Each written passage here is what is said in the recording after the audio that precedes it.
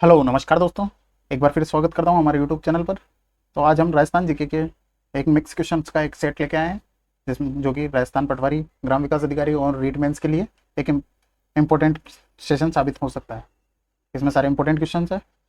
तो हम स्टार्ट करते हैं। स्टार्ट करने से पहले बता दूँ मैं कि आपको यदि ये हमारा वीडियो अच्छा लगता है और तो इसको लाइक करना और सब्सक्राइब भी कर देना। तो हम स्टार्ट करते हैं पहले क्वेश्चन से कि निम्न में से किस जिले की सीमा मध्य प्रदेश और गुजरात दोनों के साथ लगती है।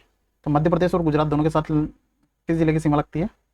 तो इसका करेक्ट आंसर हो जाएगा बांसवाड़ा जिले की सीमा मध्य प्रदेश और गुजरात दोनों के साथ लगती है। जबकि धौलपुर की जो सीमा है वो है एमपी और यूपी दोनों के साथ लगती है।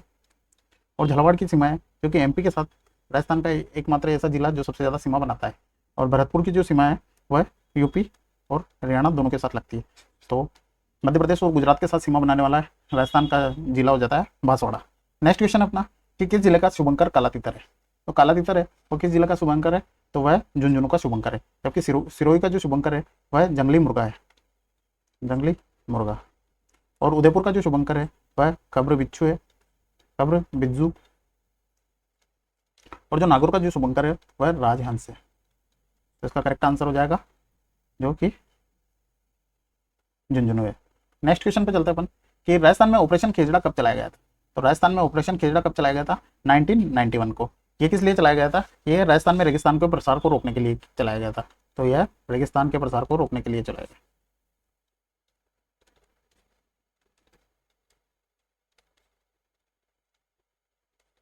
जबकि 1994 में अमृता देवी पुरस्कार देने की घोषणा की गई थी। 1978 में जो राजस्थान की पहली खनिज नीति आई थी वह खनिज नीति लागू की गई थी और यहाँ पे अमृता देवी पुरस्कार देने की घोषणा की गई थी। वन्य जीव पुरस्कार। और 1997 की घटना है कि पिछोला झील में पहली बार सौर ऊर्जा से चलित नाव चलाई गई थी।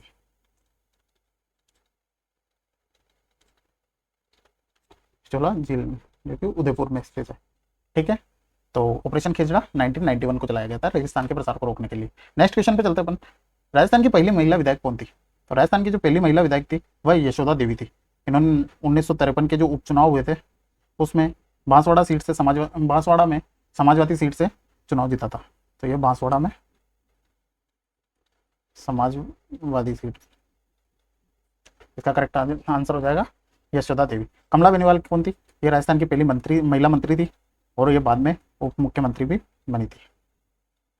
जबकि प्रतिभा पाटिल जो कि पहले महिला राज्यपाल थी और ये भारत की बाद में राष्ट्रपति भी बनी थी। और वसुंधरा राजे जो कि राजस्थान की पहली महिला मुख्यमंत्री थी।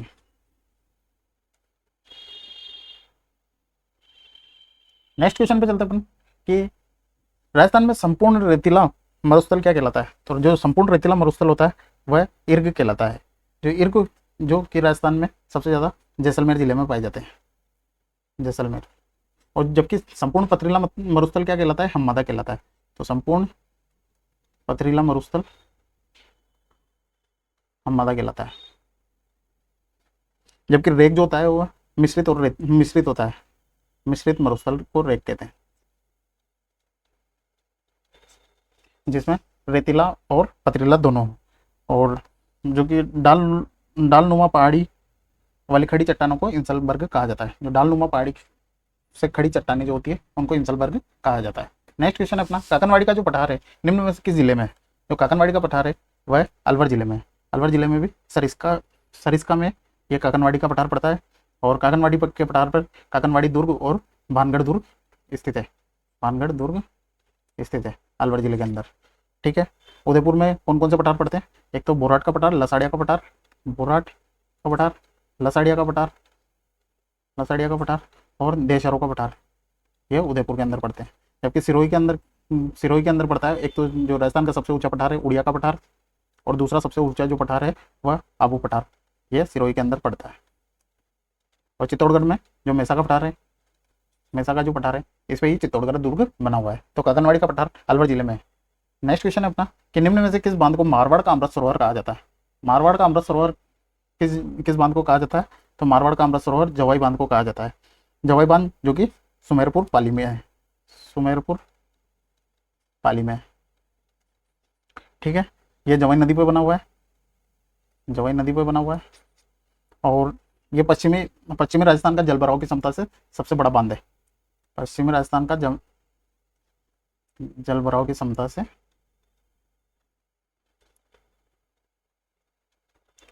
सर्वाधिक है इसमें। और इसका निर्माण किसने करवाया था? महाराजा उम्मेद सिंह ने। महाराजा उम्मेद सिंह ने। ठीक है, तो मारवाड़ का अमृत सरोवर जवाई बांध को कहा जाता है। नेक्स्ट क्वेश्चन अपना कि इंदिरा गांधी नहर परियोजना की सबसे छोटी लिफ्ट नहर परियोजना कौन सी है? तो सबसे छोटी जो लिफ्ट नहर परियोजना है वह बागड़सर लिफ्ट परियोजना है, लिफ्ट नहर परियोजना है। और इसका नया जो नाम है वह वीर तेजाजी लिफ्ट परियोजना। इसका जो नया नाम है वीर तेजाजी लिफ्ट परियोजना। और यह केवल बीकानेर के अंदर, इससे केवल बीकानेर जिला लाभान्वित होता है। और यह सबसे छोटी लिफ्ट परियोजना है। जबकि जो कि जिससे सबसे ज़्यादा जिले लाभान्वित होते हैं वह कि नौर साहवा लिफ्ट परियोजना है। जबकि लूणकरणसर जो लिफ्ट परियोजना है यह सबसे बड़ी लिफ्ट परियोजना है। और लूणकरणसर लिफ्ट परियोजना का नाम है कंवर सेन लिफ्ट परियोजना।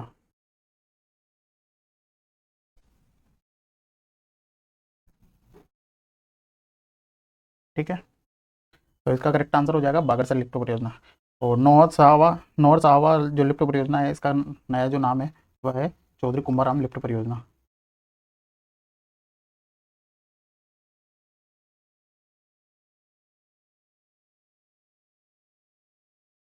इससे सबसे ज़्यादा जिले लाभान्वित होते हैं जो कि हनुमानगढ़, चूरू, झुंझुनू और सीकर है। जबकि गजनल लिफ्ट परियोजना का जो नया नाम है वह है पन्नालाल बरूपाल लिफ्ट नहर। पन्नालाल बरूपाल लिफ्ट नहर। और इससे जो जिले लाभान्वित होते हैं वह है बीकानेर और नागौर।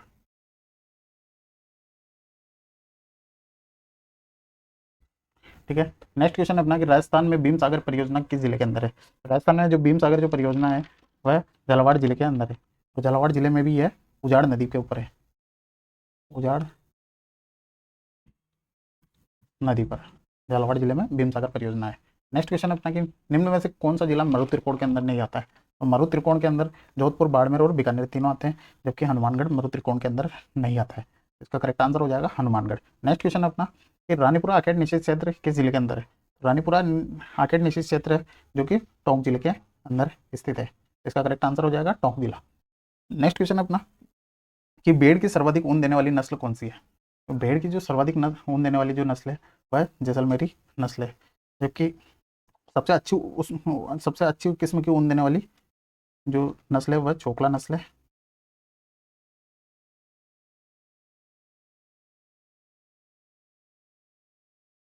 और इसको भारत की मेरिनो भी कहा जाता है। ठीक है, भारत की मेरिनो भी कहा जाता है। सोनाड़ी जो कि सबसे भारी नस्ल है, क्योंकि जितनी भी भेड़ें होती है सब उनमें सबसे भारी जो नस्ल है वह सोनाड़ी है। और भेड़ अनुसंधान केंद्र जो कि अंबिकानगर टोंक के अंदर स्थित है। नेक्स्ट क्वेश्चन अपना कि निम्न में से कौन सा नृत्य कंजर जाति की महिलाओं के द्वारा किया जाता है? तो कंजर जाति की महिलाओं के द्वारा जो नृत्य किया जाता है वह चक्री नृत्य है। जबकि चरी जो नृत्य है यह गुज्जर जाति की महिलाओं के द्वारा किया जाता है, गुर्जर जाति की महिलाओं के द्वारा किया जाता है। इंडोनी नृत्य जो कि कालबेलिया जाति की महिलाओं के द्वारा किया जाता है। और जो वालर जो नृत्य है ये ग्रासीय जनजाति के द्वारा किया जाता है। नेक्स्ट क्वेश्चन है अपना कि राजस्थान में प्रबोधिनी एकादशी कब होती है? जो प्रबोधिनी एकादशी है इसको देवउठनी ग्यारस के नाम से जाना जाता है। यह कार्तिक शुक्ल एकादशी को होती है। इसको देवउठनी ग्यारस के नाम से भी जाना जाता है। जबकि आषाढ़ शुक्ल एकादशी है, इसको देवशयनी ग्यारस के नाम से भी जाना जाता है। देवशयनी ग्यारस। इस दिन भगवान विष्णु 4 महीने के लिए सो जाते हैं और इस समय पर कोई भी मांगलिक कार्य नहीं होता। जबकि देवउठनी ग्यारस पर भगवान विष्णु 4 महीने के बाद उठ जाते हैं और इससे मांगलिक कार्य स्टार्ट हो जाते हैं। जबकि भाद्रपद शुक्ल एकादशी को जलजूलनी ग्यारस कहते हैं, जिसको डोल ग्यारस भी कहते हैं। जलजूलनी एकादशी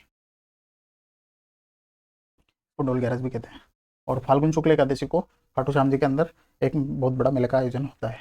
ठीक है, तो प्रबोधनी एकादशी कार्तिक शुक्ल एकादशी को होती है, उसको देवउठनी ग्यारस भी कहते हैं। नेक्स्ट क्वेश्चन है अपना कि राजस्थान में मालवी और मारवाड़ी के मिश्रण से कौन सी बोली बोली जाती है? तो राजस्थान में मालवा और मारवाड़ी का मिश्रण जिस बोली में है वह रागड़ी बोली है। रागड़ी बोली जो कि उदयपुर के क्षेत्र में बोली जाती है, उदयपुर के क्षेत्र में बोली जाती है। जबकि हाड़ौती जो कि हाड़ौती में बोली जाती है, कोटा बूंदी बारह झालावाड़, कोटा बूंदी बारह झालावाड़। और जो निमाड़ी बोली है ये दक्षिणी राजस्थान में बोली जाती है, दक्षिणी राजस्थान में बोली जाती है। और बागड़ी जो है, बागड़ी जो डूंगरपुर और बांसवाड़ा में बोली जाती है। ठीक है, तो मालवी और मारवाड़ी के जो मिश्रण है वो रागड़ी बोली में दिखने को मिलता है, जो कि उदयपुर जिले में बोली जाती है। नेक्स्ट क्वेश्चन है अपना कि लिंग्विस्टिक सर्वे ऑफ इंडिया किसके द्वारा रचित बुक है। जो लिंग्विस्टिक सर्वे ऑफ इंडिया है वह किसके द्वारा रचित एक बुक है। तो यह बुक जॉर्ज गियर्सन के द्वारा रचित है। जबकि कर्नल जेम्स टोड के द्वारा जो रचित बुक है उसका नाम है annals and antiquity of India of Rajasthan.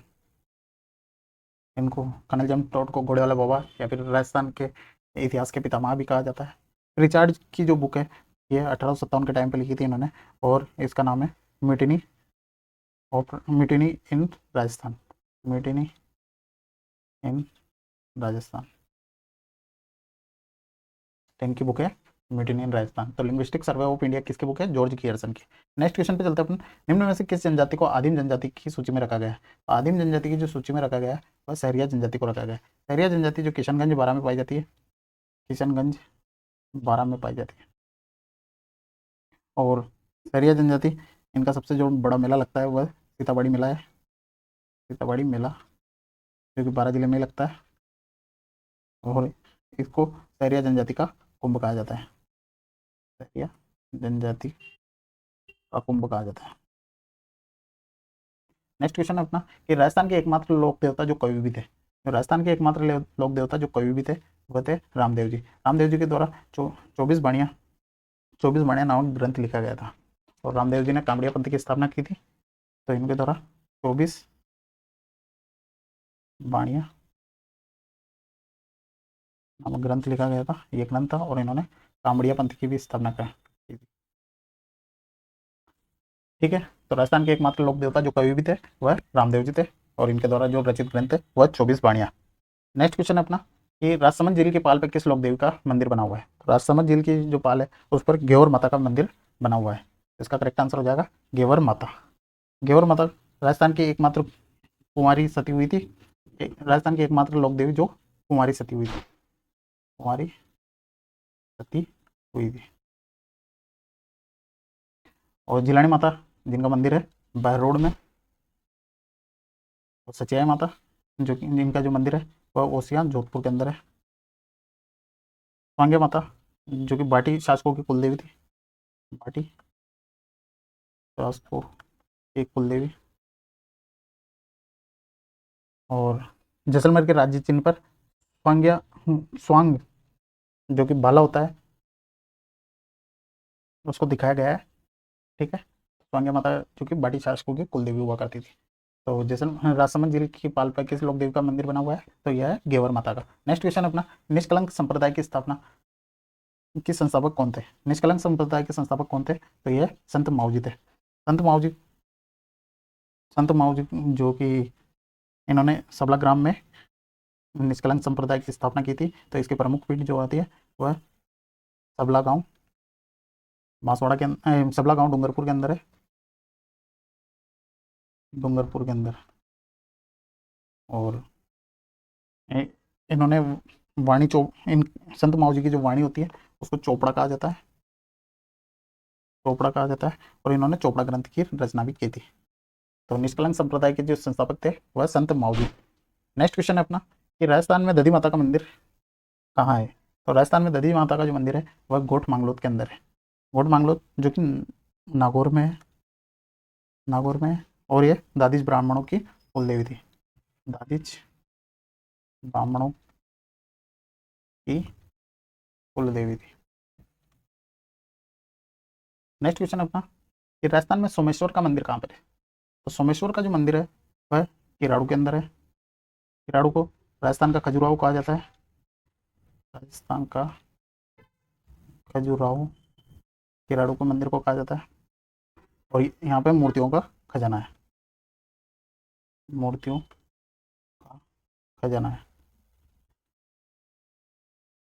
ठीक है, तो सोमेश्वर का मंदिर जो कहाँ पे है, किराड़ू में स्थित है, और इसको राजस्थान का खजुराहो कहा जाता है। मूर्तियों का खजाना यहाँ पे स्थित है। नेक्स्ट क्वेश्चन अपना कि राजस्थान के किस दुर्ग को मेवाड़ की आंख के नाम से भी जाना जाता है। मेवाड़ की आंख के नाम से किस दुर्ग को जाना जाता है, कटारगढ़ दुर्ग को। कटारगढ़ दुर्ग जो कि कुंभलगढ़ दुर्ग के ऊपरी हिस्से में स्थित है। यहाँ पे एक सीधी चढ़ाई होने के कारण इसको कटारगढ़ दुर्ग कहा जाता है। यह महाराणा प्रताप की जन्मस्थली है।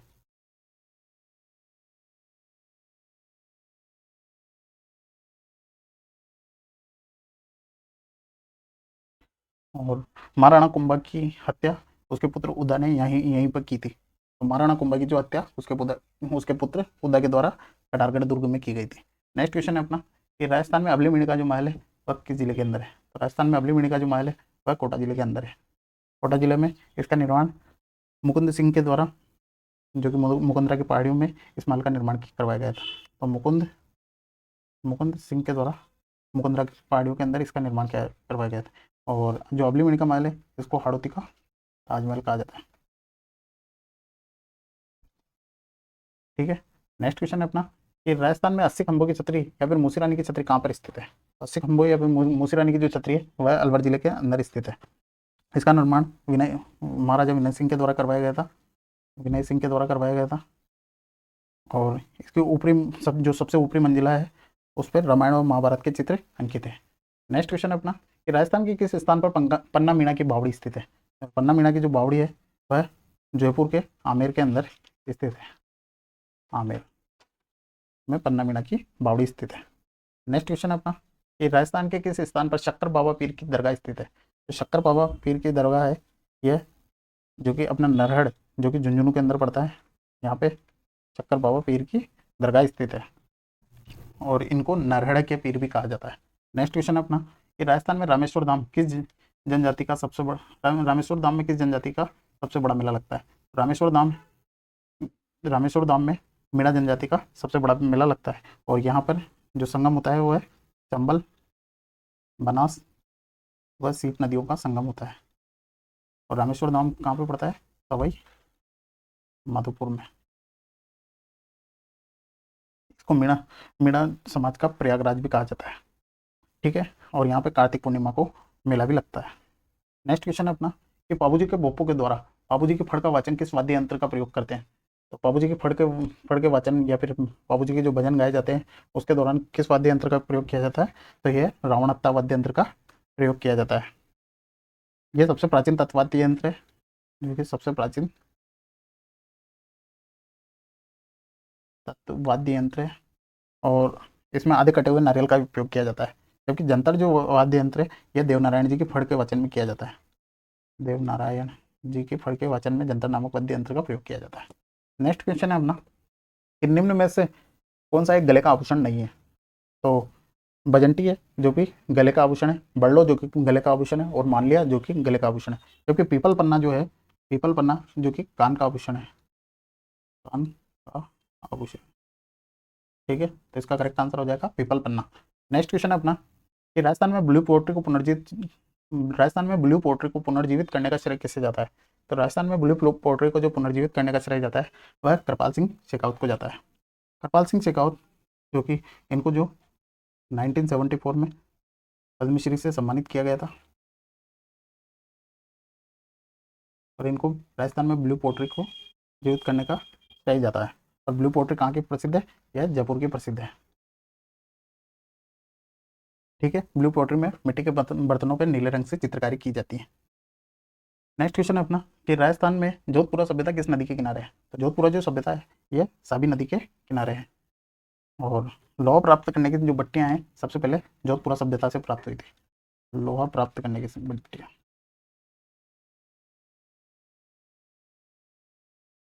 जोधपुरा सभ्यता से प्राप्त हुई थी। यह कोटपुतली बहरोड में, जो कि जयपुर में स्थित है। नेक्स्ट क्वेश्चन है अपना कि राजस्थान में बीकानेर चित्रकला का स्वर्णकाल किस राजा के शासनकाल को माना जाता है। तो जो महाराजा अनूप सिंह है इनको बीकानेर चित्रकला का स्वर्णकाल माना जाता है। इनके शासनकाल को बीकानेर चित्रकला का स्वर्णकाल माना जाता है। और इनको महाराजा की उपाधि जो कि औरंगजेब के द्वारा दी गई थी। तो महाराजा महाराजा अनूप सिंह को महाराजा की उपाधि औरंगजेब के द्वारा दी गई थी, और इन्हीं के समय को उस्ता कला का स्वर्णकाल भी माना जाता है।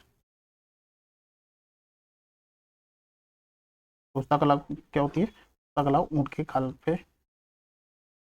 खाल पे की जाती है। नेक्स्ट क्वेश्चन है अपना कि राजस्थान में जयपुर में चरखा संघ की स्थापना किस स्वतंत्रता सेनानी के द्वारा की गई थी? तो चरखा संघ की स्थापना वह जमनालाल बजाज के द्वारा की गई थी। तो इसका करेक्ट आंसर हो जाएगा जमनालाल बजाज।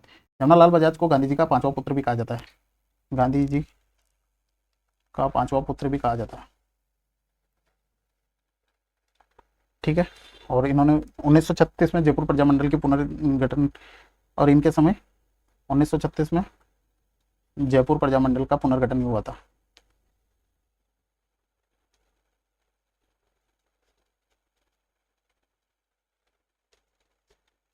ठीक है। नेक्स्ट क्वेश्चन है अपना कि राजस्थान में भील व आदिवासियों को शोषण से मुक्ति दिलाने के लिए एक ही आंदोलन किसके द्वारा चलाया गया था? राजस्थान में भीलों और आदिवासियों को जो शोषण से मुक्ति दिलाने के लिए एक ही आंदोलन जो चलाया गया था वह मोतीलाल तेजावत के द्वारा चलाया गया था। मोतीलाल तेजावत इनको आदिवासी का मसीहा कहा जाता है।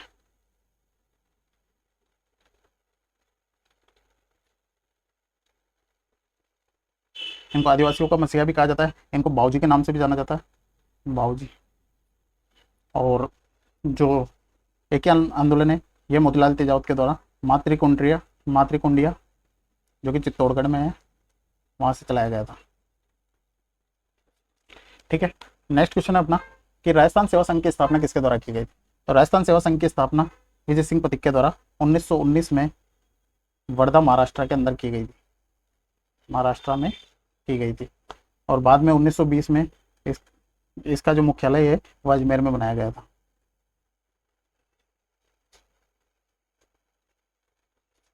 ठीक है।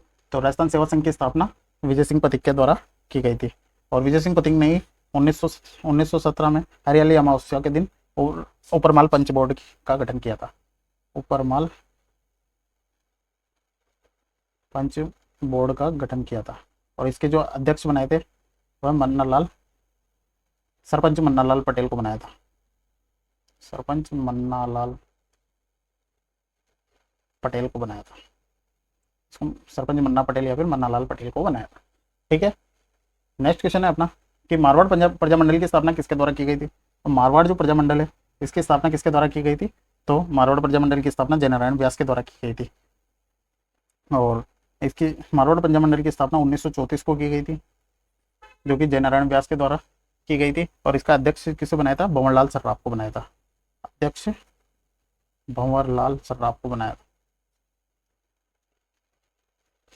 जबकि पंडित नैनूराम शर्मा ने कोटा प्रजामंडल की स्थापना की थी। किशन जोशी जो थे इन्होंने भरतपुर प्रजामंडल की स्थापना की थी। और मगाराम वेद जो थे इन्होंने बीकानेर प्रजामंडल की स्थापना की थी। नेक्स्ट क्वेश्चन पे चलते अपन कि राजस्थान के एकीकरण के समय प्रथम चरण में मत्स्य संघ के निर्माण में कौन सी रियासत शामिल नहीं थी? तो प्रथम चरण था उसमें मत्स्य संघ का जो निर्माण हुआ था उसमें अलवर, करौली, भरतपुर और धौलपुर अलवर, करौली, भरतपुर प्लस धौलपुर प्लस निमराना जो ठिकाना था वह मत्स्य संघ में विलय होकर पहले चरण में मत्स्य संघ की स्थापना की गई थी।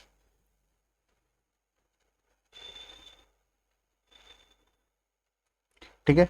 और मत्स्य संघ की जो राजधानी बनाई गई थी वह अलवर को बनाया गया था। और इसके जो राजप्रमुख बनाए गए थे धौलपुर के जो शासक थे उदयभान सिंह को बनाया गया था।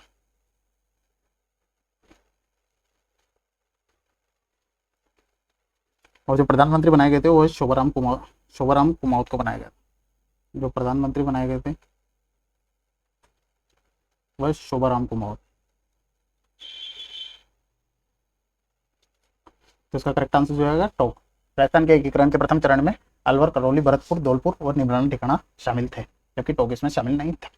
नेक्स्ट क्वेश्चन अपना कि राजस्थान के इतिहास में प्रसिद्ध रूठी रानी उमादेव किस शासक की पत्नी थी? तो जो उमादेव थी वह मालदेव की पत्नी थी। उमादेव जो कि रूठी रानी के नाम से प्रसिद्ध है। यह जैसलमेर के जो शासक थे उस टाइम पे लूण करण लूणकरण की पुत्री थी। और इसका इनका रोटी रानी का विवाह जो कि मालदेव के साथ हुआ था। और यह उम्र भर जो मालदेव से शादी के पहले दिन ही नाराज हो गई थी और उम्र भर तारागढ़, जो अजमेर का तारागढ़ दुर्ग है, उसमें रही थी।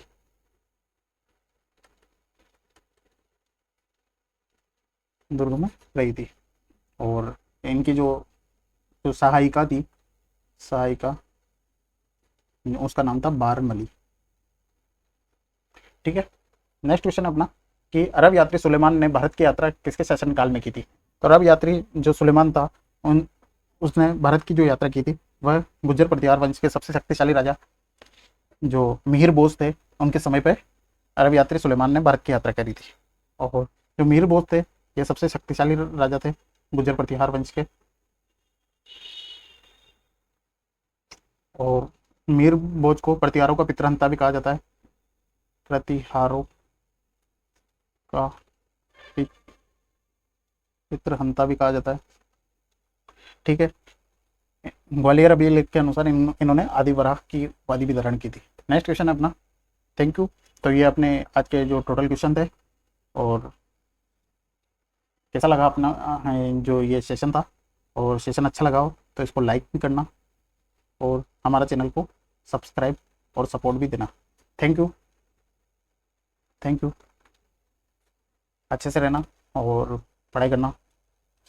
Okay, bye bye, take care.